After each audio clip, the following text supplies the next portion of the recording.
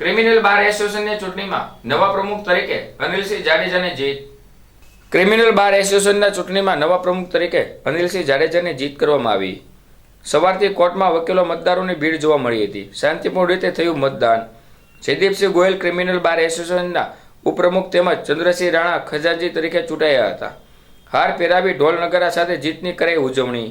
નવનિયુક્ત અનિલસિંહને 249 મત, ઉપપ્રમુખ જયદીપસિંહને 211 મત અને ચંદ્રસિંહ રાણાને 184 મત મળ્યા હતા. આ ચૂંટણીની જીત થતા વકીલ મંડળોમાં ઉત્સાહ જેવો માહોલ સર્જાયો હતો.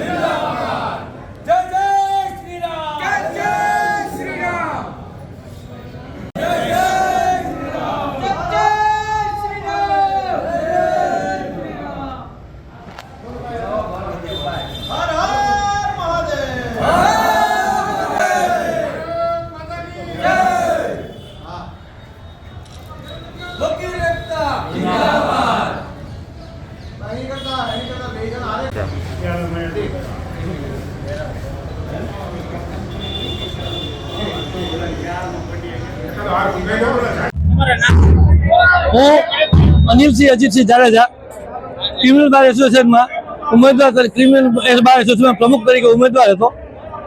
મારી સામે કિશનભાઈ મેર હતા. અમે બંનેમાં ચૂંટણીમાં આ જોવા હું ઉમેદવાર વિજેતા તરીકે જાહેર થયો હતો.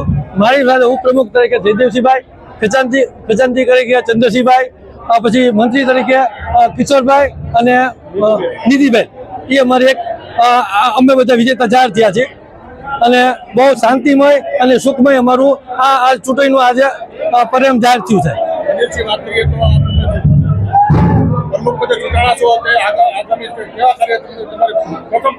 વકીલોના હિત માટે અને સુમેળ ભર્યા બધા કામ અમે કરશું. અમે અમારી આખી પેનલ બધા વકીલોના હિત માટે જ કામ કરશું અને હંમેશા ન્યાય બધાને જળવાઈ રહે એ માટે અમારી કાર્યવાહી થશે. સંજય ત્રિવેદી, કોપ member, bar council of Gujarat અને પૂર્વ પ્રમુખ ભાવનગર બાર એસોસિએશન. આજ રોજ શાંતિપૂર્ણ વાતાવરણની અંદર ભાવનગર વકીલ મંડળની ચૂંટણી યોજાયેલ છે. આ ચૂંટણીની અંદર ચૂંટણી અધિકારી તરીકે શ્રી ધર્મેન્દ્રસિંહ ચુડાસમાએ એમની ફરજો બજાવેલ અને આ ચૂંટણીની અંદર અગાઉ જેમ જાહેર કરેલું છે એમ પ્રમુખ પદે ભાવનગર બારના સિનિયર એડવોકેટ કોપ મેમ્બર શ્રી હિરેનભાઈ જાની આ વખતે ફરીવાર બિનહરીફ પ્રમુખ તરીકે વરણી થયેલ છે. ઉપપ્રમુખમાં એ જ રીતે હિતેશભાઈ એન શાહ બિનહરીફ વરણી થયેલ છે. જ્યારે બાકીની આ સભ્યો વચ્ચે મતદાન હતું અને એ મતગણતરી મુજબ કુલ 374 સભ્યો હતા મતદારો. 374 માંથી અંદાજિત 260 જેટલા મતદારોએ મતદાન કર્યું, અંદાજે 65% જેટલું. અને એની અંદર મંત્રીપદની ચૂંટણી હતી, પછી ખજાનચીની હતી અને અગાઉ એલઆર તરીકે પણ બિનહરીફ રીતે અમારા બેન અરુણાબેન ચૌહાણ પણ એલઆર તરીકે બિનહરીફ વરણી પામેલા છે. જ્યારે બાકીની જે ચૂંટણી હતી એ મંત્રીપદની 2 સીટો અને ખજાનચીની 1 સીટ માટે થઈને હતું. એમાં સારી એવી લીડ થી એટલે અંદાજે 149 કુલ મતો લગભગ 265 જેટલા પડ્યા. એમાંથી 150 મતે જિગ્નેશભાઈ આસ્તિક પ્રથમ ક્રમે વિજેતા થયેલ છે. ત્યારબાદ 95 મતે સિનિયર એડવોકેટ કલ્પેશભાઈ વ્યાસ મંત્રીપદે વિજેતા થયેલ છે. અને ખજાનચીની અંદર 148 મતે શ્રી અમિતભાઈ જાની કે જેઓ અગાઉ પણ ખજાનચી તરીકે રહેલા હતા તેઓ આ વખતે જંગી સરસાઈથી ચૂંટાયેલા થયેલા છે. આ વખતે ભાવનગર વકીલ મંડળ અગાઉ પણ જેમ સારામાં સારા કામો કરેલા છે એ પ્રમાણે કામો કરશે. આ વખતની અંદર સેમિનાર છે, વકીલો માટેના પ્રવાસનું આયોજન છે, વકીલો માટે થઈને વધુમાં વધુ એના જ્ઞાનની અંદર વધારો થાય એની માટે નાના નાના વર્કશોપનું આયોજન કરવું, વકીલો માટે થઈને જે કંઈ વકીલ મંડળના સભ્યોને તકલીફ પડતી હોય એને નિવારવા માટેના કાર્યક્રમો થશે. બાર અને બેન્ચ વચ્ચે સમન્વય થાય એની માટે થઈને પણ કાર્યક્રમો થશે.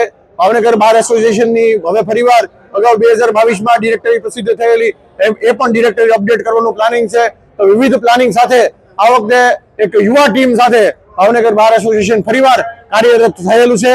ચૂંટાયેલા તમામ સભ્યશ્રીઓને બાર કાઉન્સિલ ઓફ ગુજરાતના અમારા ચેરમેન શ્રી જે પટેલ સાહેબ તરફથી હું અને મારા તરફથી હું શુભેચ્છા પાઠવું છું. અસ્તુ, ભારત માતા કી જય.